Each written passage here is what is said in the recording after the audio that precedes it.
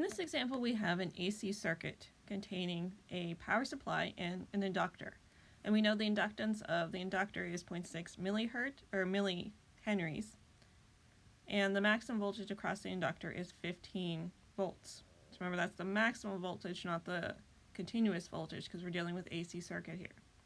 And the maximum current is 2.5 milliamps. So once again, that's a maximum, not the current the entire time, because we have an oscillation. And we want to know what the frequency of that oscillation is in hertz. So you have to be very careful between being asked for the angular frequency and the frequency.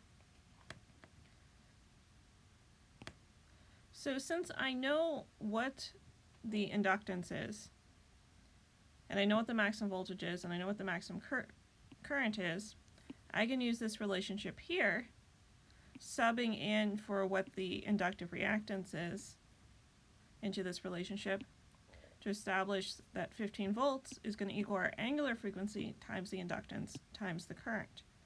And that's going to give me what the angular frequency is, and then I can plug in the angular frequency and divide by 2 pi to find the frequency in hertz. So this is a pretty fast oscillation.